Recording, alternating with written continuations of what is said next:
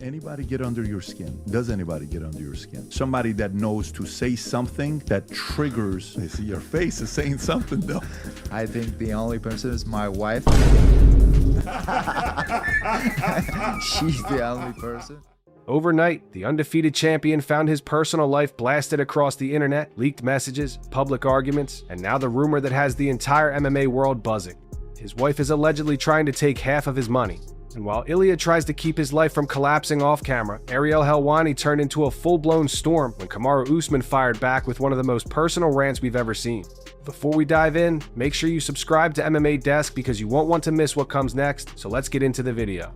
Ilia Topuria's life looked perfect from the outside. Undefeated champ, star power, a future full of big main events and even bigger paydays. But behind that image, things were falling apart. News started to spread that his marriage was in serious trouble. Then it got even worse. People online began saying his wife was trying to take half of his money. Suddenly, it wasn't just a private breakup. It was a public storm, and everyone had an opinion. Imagine trying to train for a fight while strangers on social media talk about your kids, your home, and your bank account.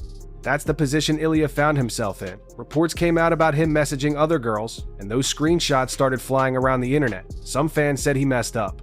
Others said it was nobody's business. But the truth is, once it goes public, it's impossible to fully ignore. So this is Ilia Topuria's wife, with another dude. Yes, this is wife. Well, I guess the Nelk boys are right. Who the thought it would be a good idea to get with the wife of one of the best MMA fighters in the world right now? Like, I don't know how bad she is. She'll be prime Megan Fox. I still wouldn't do that shit. Honestly, I think the wife did him a favor by cheating on him. Divorce is hard for anyone, but when you add cameras, headlines, and 2 young kids into the mix, it becomes something else. It becomes a weight you carry every second, even in the gym. That's why people weren't surprised when Ilia didn't jump straight into another fight. It wasn't about fear of an opponent, it was about trying not to lose everything at once. His belt, his family, his peace of mind. In a sport built on focus and discipline, his real fight wasn't inside the cage. It was at home, in courtrooms, and on every phone screen in the world.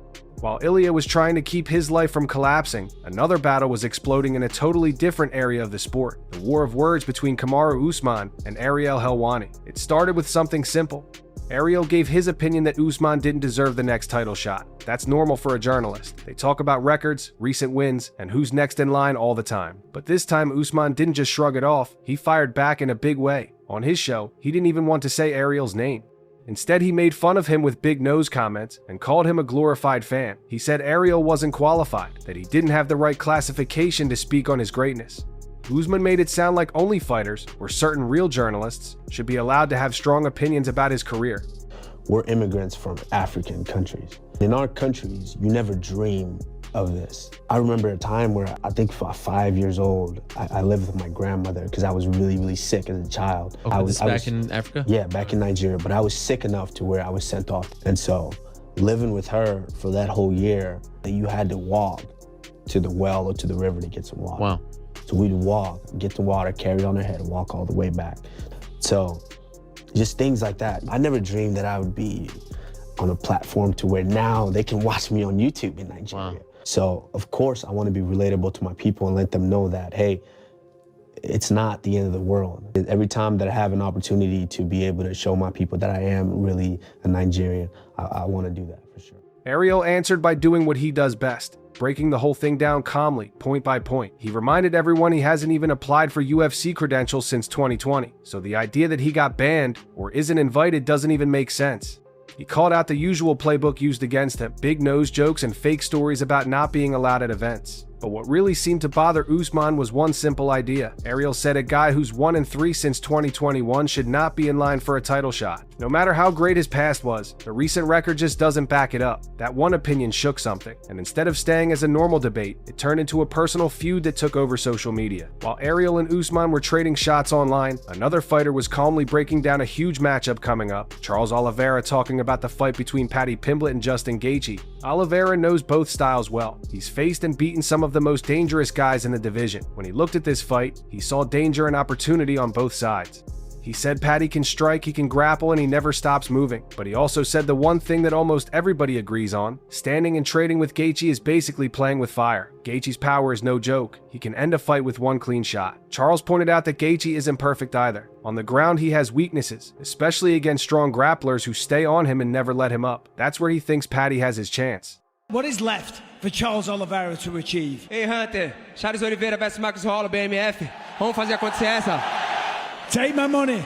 Congratulations. In Oliveira's mind, if Paddy tries to stand toe-to-toe, he might get slept quick. But if he uses timing, fakes, and level changes, and turns it into a wrestling and jiu-jitsu fight, he could shock a lot of people. Still, even after explaining all that, Charles admitted he's rooting for Gaethje, not because he hates Paddy, but because he respects Gaethje's body of work, the wars he's been through, and the chaos he brings every time. For Charles, this matchup is simple and scary. One man's best chance is doing what the other man is best at stopping. Charles wasn't the only veteran with strong feelings about that fight. Tony Ferguson, a man who has shared the cage with both Gaethje and Paddy, also spoke up. Tony's career lately has been rough. A long losing streak, a lot of damage, and people wondering if he should have walked away sooner. But when he talks about fights, you can tell the fire is still there. He said straight up that Paddy is beatable and Gaethje is beatable too. That might sound obvious, but coming from someone who has been locked in there with both of them, it hits different. Tony remembers what Gaethje brings: pressure, power, and a level of violence that's hard to describe. He also remembers losing to Paddy later in his career, when a lot of people thought he was already past his prime. So when Tony picked a side, he didn't just look at skills, he looked at hunger. In his eyes, Paddy is the guy chasing his first real taste of gold, his first chance at something huge. Gaethje is the guy who has had wars, had shots, and had his heart broken by this sport more than once. So Tony leans toward the fresher mind, the newer dream. He says if he had to place a bet, he's going with Paddy. At the same time, in pure Tony fashion, he also says he hopes they knock each other out, which is his way of saying he wants chaos, fireworks, and a fight fans never forget. This kid's a bully. He's never been in a street fight, never actually been thrown into a trash can or any kind of like that. So now you're fucking with somebody that you don't want to. You don't have to bring sunglasses. In street fight, I can. You understand? No, who are you? You never fight in. You American guy. In American, you cannot fight in street. There we go. I am from real mountain. I can eat you in street fight. What are you talking? All you Americans, right, that are cheering for this. All Americans, they know. Love you. They know where I'm from. I can eat you in street fight. For him, this isn't just a matchup on paper. It's the clash between a veteran's scars and a young contender's excitement. Not every story from this week was about title shots and predictions. Some of it was about frustration, pain, and feeling like the rules don't protect you. Belal Muhammad opened up about his loss to Ian Gary and made it clear he believes eye pokes played a major role. Eye pokes are one of those things fans complain about all the time, but fighters feel the real damage. Belal said he got poked in the eye 3 times. In a sport where a split second of lost vision can change everything, that's huge. He gave Gary credit for being smart and managing the distance well, but he also suggested that these accidental pokes can become a quiet weapon when there are no real consequences. If you poke someone early and there's no point taken, you already changed the fight. Belal also owned up to his part. He said in a 3-round fight, you have to start faster. You have to adjust quicker. By the time he felt like he figured out Gary's timing and style, it was already too late. But the main thing he pushed was this: the rules need to change. There should be real punishment for repeated eye pokes. Otherwise, guys will keep reaching out with open hands, and accidents will keep happening. For Belal, this wasn't just complaining. It was a mix of anger, self-reflection, and a challenge to the system. He still believes he's one of the best, and he plans to come back stronger. But he wants that comeback to happen in a cage where both fighters are really playing by the same rules. Injuries are part of MMA, but some issues are so serious that even the toughest fighters have to pause. Tom Aspinall gave fans a real look into something most people never see: a medical visit where the doctor tells you that your eye is not working right. The footage showed Tom trying to follow a light with his eyes. At first it looks simple, but the more the doctor moves the light, the more you notice something is off. One eye tracks normally, the other lags behind and doesn't move as high or as far to the side. Tom Aspinall versus Ciryl Gane just took place in the main event of UFC 321, or did it really?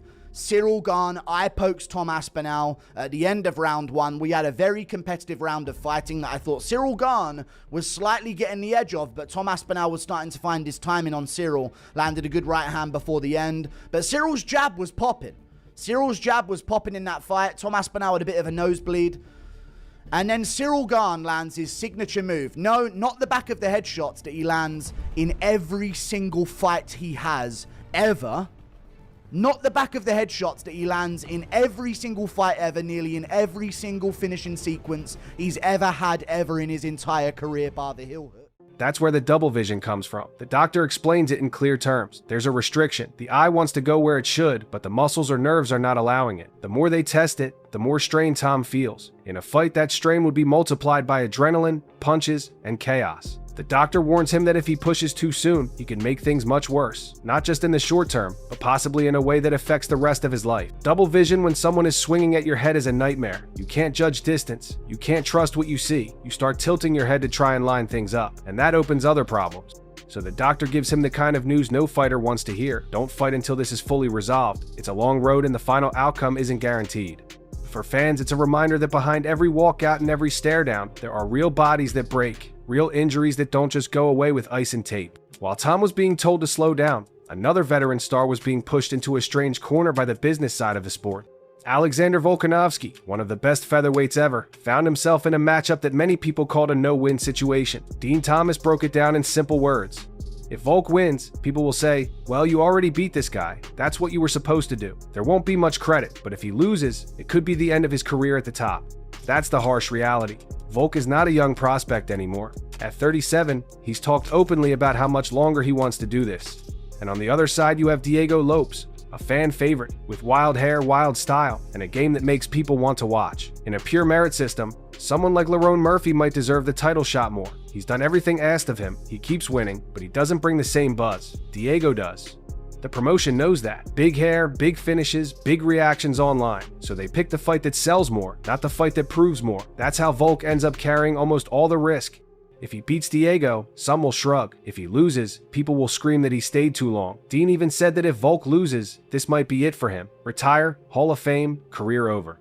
So Volk goes into this fight not just trying to win, but trying to hold off the feeling that time is finally catching up.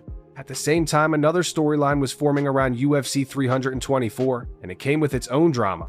Kayla Harrison, the powerful grappler known for breaking opponents, was set to defend her bantamweight belt against Amanda Nunez. On paper, that is a dream matchup.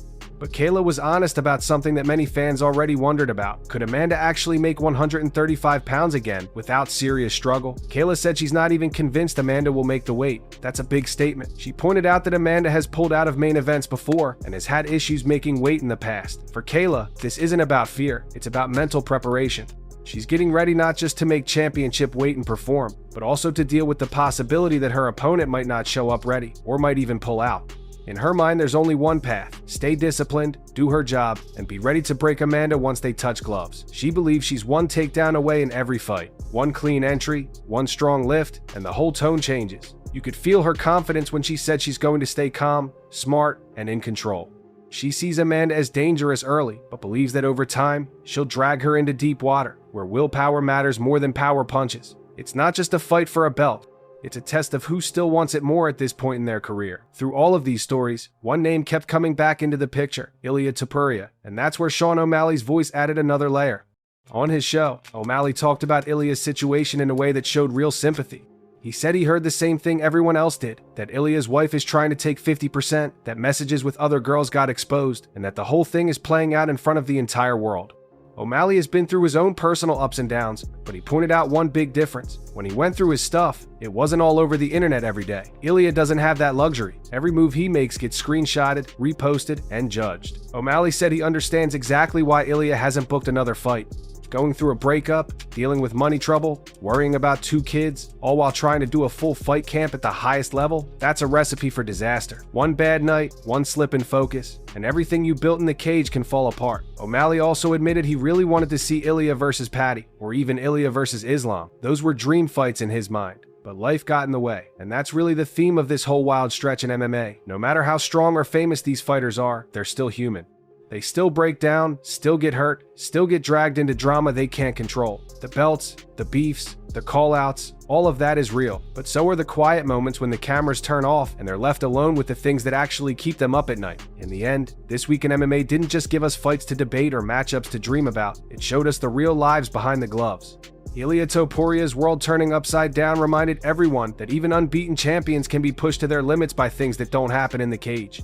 Ariel Helwani and Kamaru Usman's feud proved that words can hit just as hard as punches when pride gets involved. Fighters like Charles Oliveira, Tony Ferguson, and Bello Muhammad gave honest looks into strategy, frustration, and the mental battles that shape careers.